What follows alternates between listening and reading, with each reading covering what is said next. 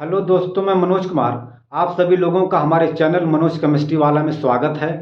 आज हम लोग इस वीडियो में ऊर्जा के रूप को देखेंगे कि ऊर्जा का एक रूप से दूसरे रूप में जब जाता है तो उसका क्या नाम है। हमने आपसे बताया कि ऊर्जा कभी नष्ट नहीं होता है।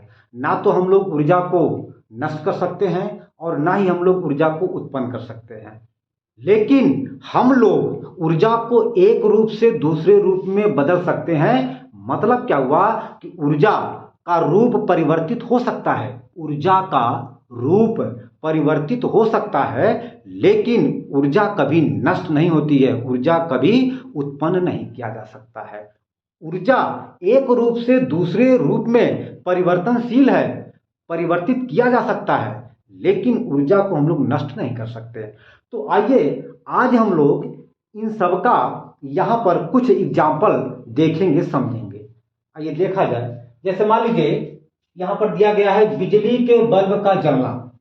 देखिए, जब बिजली का बल्ब जलता है तो बल्ब को जलाने के लिए, ठीक है, बल्ब को जलाने के लिए विद्युत धारा की आवश्यकता पड़ती है, अर्थात विद्युत ऊर्जा की आवश्यकता पड़ती है।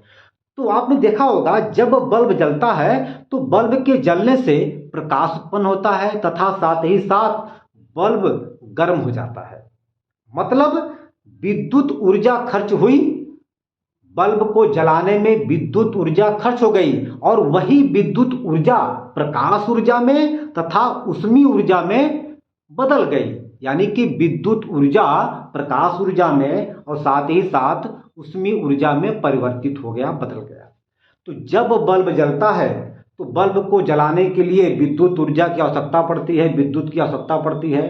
तो जब बल्ब जलता है तो बल्ब के जलने से प्रकाश, साथ ही साथ वहां बल्ब से ऊष्मा निकलता है। मतलब विद्युत ऊर्जा प्रकाश ऊर्जा तथा उष्मा ऊर्जा, उष्मीय ऊर्जा के रूप में बदल जाता है। लेकिन विद्युत ऊर्जा खत्म नहीं होता। यहां पर जब बल्ब जलता है तो बल्ब के जलने की वजह से जब विद्युत ऊर्जा बल्ब को जलाता है तो वही विद्युत ऊर्जा प्रकाश ऊर्जा और उष्मीय ऊर्जा के रूप में उत्पन्न हो जाता है, हमको दिखाई देता है।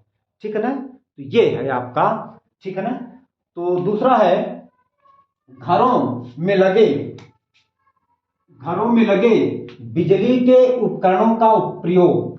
देखिए, घर में जितने भी बिजली से संबंधित उपकरण हैं, जैसे पंखा है, एसी है ना, आपका मोटर है, तमाम प्रकार का चीज है। तो पंखे को चलाने के लिए बिजली की आवश्यकता पड़ती है, पंखे को चलाने के लिए विद्युत ऊर्जा की आवश्यकता पड़ती है। तो जब पंखे में विद्युत ऊर्जा जाती है, विद्युत धारा जाती है, तो पंखा घूमने लगता है और साथ ही साथ आप देखे होंगे कि एक आध घंटे के बाद पंखा चलते चलते गर्म हो जाता है। यानी कि पंखे में विद्युत ऊर्जा गतिज ऊर्जा में और साथ ही साथ उष्मीय ऊर्जा के रूप में बदल जाता है। तो आपने देखा होगा जैसे जब घरों में पंखा चलता है तो पंखा को चलाने के लिए बिजली की आवश्यकता पड़ती है। भाई, आपके घर में पंखा होगा, बगैर बिजली का तो पंखा चलेगा नहीं। तो जब पंखे में विद्युत धारा जाती है, अर्थात जब विद्युत ऊर्जा जाती है, तो पंखा घूमने लगता है। अर्थात पंखे के घूमने की वजह से पंखे में गतिज ऊर्जा आ जाती है तथा साथ ही साथ कुछ समय के बाद हम लोग देखते हैं कि पंखा गर्म हो जाता है। मतलब अब हम कह सकते हैं कि पंखे में विद्युत ऊर्जा गतिज ऊर्जा और उष्मीय ऊर्जा के रूप में बदल जाता है। ओके, चाहे आपका पंखा हो, चाहे आपका कूलर हो, चाहे आपका मोटर हो, इसमें जब भी विद्युत ऊर्जा जाता है, जब भी विद्युत धारा जाता है, तो विद्युत धारा के जाने के कारण चाहे पंखा हो, चाहे मोटर हो, चाहे कूलर हो, वह घूमने लगता है। तो जब घूमने लगता है तो घूमने की वजह से हम कहेंगे कि वह गतिज ऊर्जा में आ गया और साथ ही साथ कुछ समय तक घूमने के बाद वह पंखा हो, चाहे कूलर हो, चाहे जो भी हो, वह गर्म हो जाता है। मतलब इसमें पंखे में विद्युत ऊर्जा गतिज ऊर्जा साथ ही साथ उष्मीय ऊर्जा के रूप में बदल जाता है। ठीक है, ये आपका हो गया।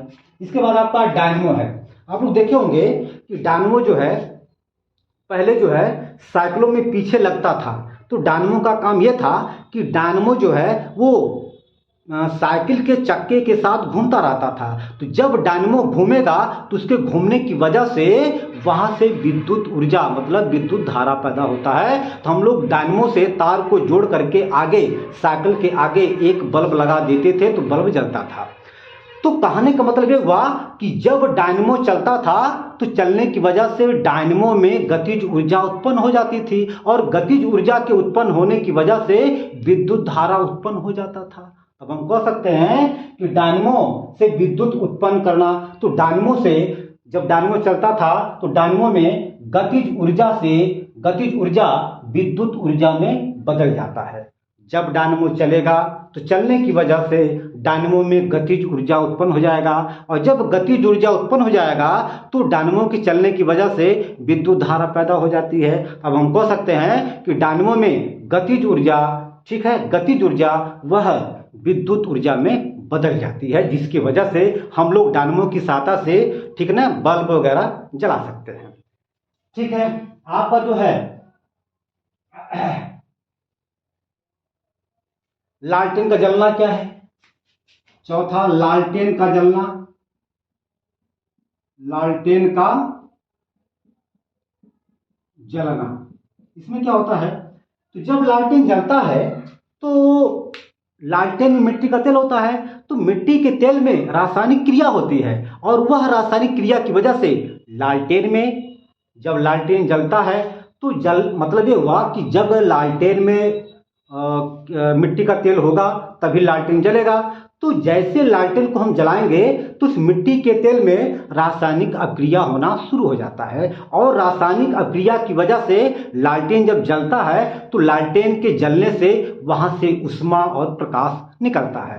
तो जब लालटेन जलता है तो लालटेन के जलने की वजह से उस मिट्टी के तेल में या जिस पदार्थ से लालटेन जलेगा उस पदार्थ में रासायनिक अभिक्रिया होना शुरू हो जाता है और रासायनिक अभिक्रिया की वजह से, ठीक है, वहां पर जो है प्रकाश ऊर्जा और ऊष्मीय ऊर्जा जो है हमें प्राप्त होता है। कहने का मतलब ये हुआ कि जब लालटेन जलता है तो लालटेन के जलने की वजह से रासायनिक ऊर्जा प्रकाश ऊर्जा में और ऊष्मा की ऊर्जा में बदल जाता है। ठीक है, फिर आपका है पांचवा, लाउड स्पीकर। लाउड स्पीकर, इससे क्या होता है? इसमें यह होता है कि जब हम लाउड स्पीकर को किसी विद्युत धारा से जोड़ देते हैं तो विद्युत धारा के जोड़ने की वजह से हमारी आवाज बहुत ज्यादा बढ़ जाती है। कहने का मतलब हुआ कि लाउड स्पीकर से विद्युत ऊर्जा ध्वनि ऊर्जा में बदल जाती है।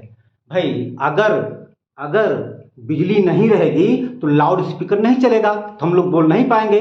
तो जब हम लोग लाउड स्पीकर में बोलते हैं तो वहां पर वह विद्युत ऊर्जा, वहां पर लाउड स्पीकर में विद्युत ऊर्जा ध्वनि ऊर्जा में बदल जाती है। तो यही जो है कुछ ऊर्जा के रूप है। तो जब ऊर्जा एक रूप से दूसरे रूप में बदलता है तो इसी को कहा जाता है ऊर्जा का रूपांतरण। जब ऊर्जा एक रूप से दूसरे रूप में परिवर्तित होता है तो ऊर्जा के एक रूप से दूसरे रूप में परिवर्तित होने की क्रिया को ऊर्जा का रूपांतरण कहते हैं। ये आपका हो गया। ठीक है, तो आज हम अपने वीडियो को यहीं पर अंत करते हैं। अब हम अगले वीडियो में जो भी टॉपिक होगा उसको पढ़ेंगे। धन्यवाद।